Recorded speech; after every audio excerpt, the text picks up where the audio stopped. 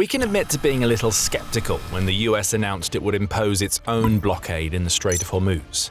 Answering one blockade with another seemed like an unconventional answer to a complex problem, but the US plan is working. What Iran feared most has come to pass, as the US blockade has become a major success.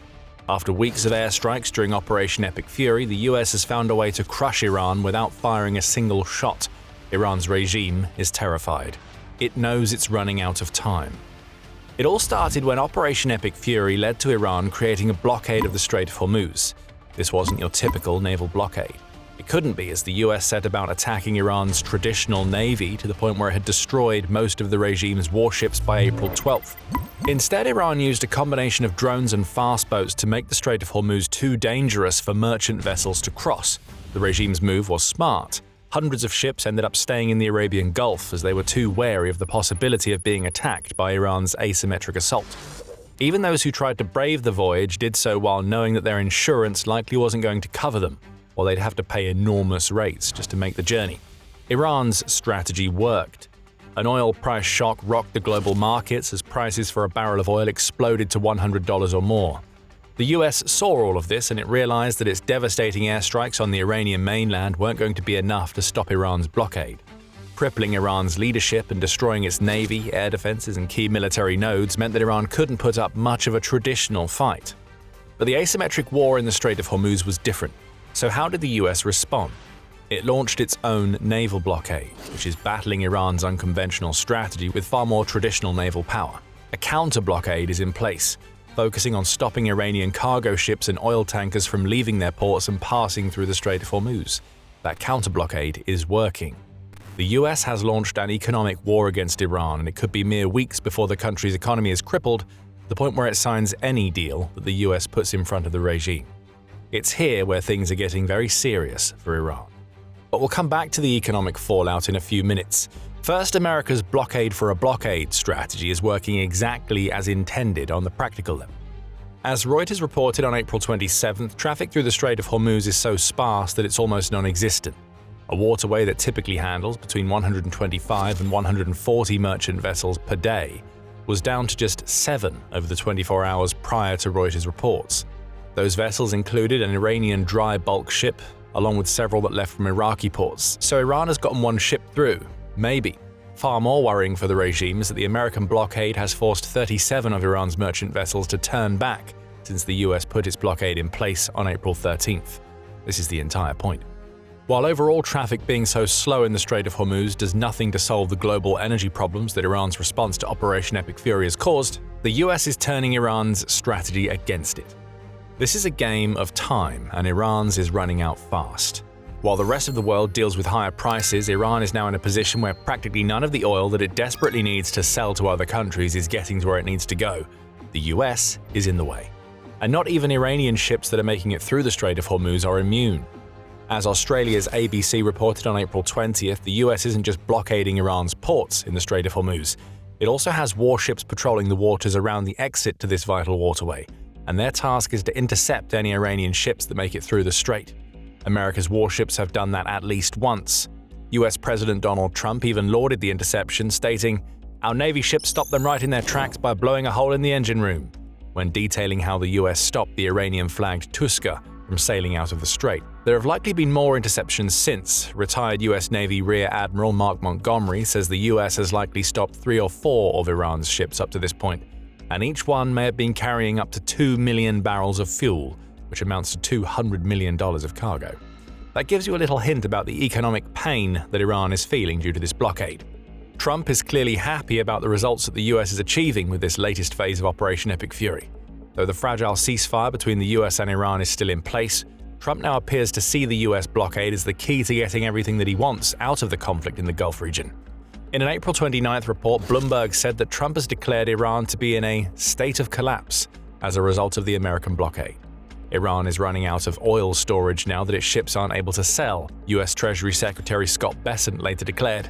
He added that Iran would soon have to start cutting back on production, which would have a clear impact on the domestic economy of a nation that was already straining before the US went to war. Pressure is being applied. Trump now seems ready to make that pressure pay off for as long as needed. The Wall Street Journal reports that Trump has told his aides that they should prepare for the US to carry out an extended blockade of the Strait of Hormuz. The decisive victory that America may have expected from its rampant firestorm in Iran hasn't come, so a war of economic attrition is now the preferred approach. The blockade of the Strait of Hormuz is now the least risky of the options available, the Trump administration appears to have concluded, and it may be the key to forcing Iran's regime into an agreement that satisfies the US. It's all about time and pressure. Iran is feeling the latter while running out of the former, and we're already starting to see signs of desperation in the country's regime. But before we dig into what those signs are, you are watching The Military Show. If you're looking for more insight like this, make sure that you are subscribed as we break it down like this every single week. Desperation in the Iranian regime is resulting in that regime making offers that it would never have made when Operation Epic Fury was launched. On April 28th, Euronews reported that Iran has offered to lift its own blockade on the Strait of Hormuz if the US pulls its ships out of the waterway. Iran has thrown in the caveat that this seemingly quid pro quo move would lead to a delay in discussions over the country's nuclear program. What we're really seeing here is the first signs of strain in the Iranian regime. Iran's leaders know that the US blockade is hurting them more than they ever thought possible. Trump signaling that he's ready to keep that blockade in place for as long as he needs has sent Iran's regime into a spiral, as it knows that it can't take much more of the economic pressure that is being exerted upon it. Al Jazeera reports that the new Iranian plan is unlikely to be accepted by the Trump administration in its current form, likely due to the regime doing everything it can to hold on to its nuclear program, even as America's blockade stifles Iran's economy. Iran wants de-escalation without accountability, and that is a no-go for the US. Trump has already made that clear in an April 29th post where he appears to have revealed what he thinks about Iran's latest proposal. Iran can't get their act together, Trump declared before adding, they don't know how to sign a non-nuclear deal, they better get smart soon. The post was accompanied by what seems to be an AI-generated image of Trump holding a rifle against a backdrop of explosions in Iran. Performative? Perhaps. But Trump is sending a clear message to Iran that the bad situation the regime has found itself in is only going to get worse the longer the US blockade goes on. America knows that it has leverage now. Iran has given the game away by asking for the blockade to be lifted and saying that it will lift its own blockade. And even as oil hit an April high of more than $119 per barrel on April 29th, Trump is showing no indication that he's going to give Iran an inch on its demands. The Hormuz blockade stays in place, and why wouldn't it? Rising oil prices may be an issue for the Gulf states and many outside the US, but the American blockade is costing Iran something critical: $435 million per day in exports. That, above all else, is the leverage that the US now holds over Iran, as well as the most significant sign that America's Hormuz blockade is working precisely as intended. The goal now isn't to shatter the regime, it's to cripple Iran's economy to the point where the regime becomes a lame duck that will acquiesce to anything that the US asks of it. And there may be an even deeper problem than submission to America lurking for Iran's regime. Remember, it was economic problems that caused the protests, which in turn indirectly led to the US attacking Iran. The regime is getting weaker, and it may soon face an escalation on its own turf that it isn't ready to handle if it isn't able to solve the current economic crisis. We'll get back to that after we take a closer look at just how bad things are getting for Iran, economically speaking. Right now, Iran's regime is in a state of limbo. The asymmetric tactics that it thought would allow it to exert pressure on the US in Hormuz have been flipped on their head. And all of that pressure is now coming back down onto the regime's collective shoulders. There's not much else that Iran can do, militarily speaking, from here. The country's military infrastructure has already been shattered, so any strikes it carries out against the US will be isolated. They would also break the ceasefire between the US and Iran, which would likely lead to more airstrikes as the American ships maintain the blockade. Going on the attack takes Iran out of the frying pan and into the fire. So all that the regime can do is hope for a miracle, an unexpected break in the blockade that isn't motivated by Iran finally giving up on its nuclear ambitions. The US says that isn't going to happen, and Iran's regime is running out of time for its miracle to arrive. According to Montgomery, Iran may have as little as 3 or 4 weeks left as America's blockade saps its export income and its oil storage facilities fill up. For context, if we take 4 weeks as given, that's 28 days and almost $12.2 billion lost for Iran. Adding to this, Iran may have to permanently shut down some of its oil wells due to running out of storage space. That's according to an unnamed senior US official who The Independent says is pointing toward Iran being on the brink of falling into a chasm of long-term problems that will affect it long after Operation Epic Fury comes to an end. Others give Iran a little more time, though the overall outlook is still dire. The Jerusalem Post says in an April 15th piece that the US blockade of Hormuz could collapse Iran within 3 months, rather than 3 or 4 weeks.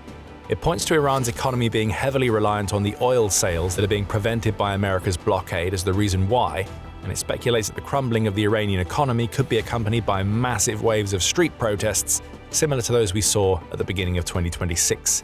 Keep that in mind. It may be just what the US is angling for if it isn't able to get the non-nuclear deal it wants out of Iran. Even if we look at Iran's economy as it stands right now, it's clear that the American blockade is wreaking the kind of havoc that the regime simply can't afford. Literally, as it turns out, Iran's economy is in a freefall as we speak. Iran International laid it all out in an April 24th piece. It points out that Iran started the war with the US from an economic weak point, and it's only gotten worse from there. Inflation is high and rising, as is unemployment. Real incomes are falling among the population as a result, and stagflation has taken hold to compound these problems. All of this was happening before the US started to block over $400 million per day from entering Iran's coffers. Full economic collapse and hyperinflation aren't likely to happen within the next couple of months, the outlet claims, but Iran was already dealing with inflation that had risen above 50%, and a currency that lost 20% of its value in 20 days at the end of 2025.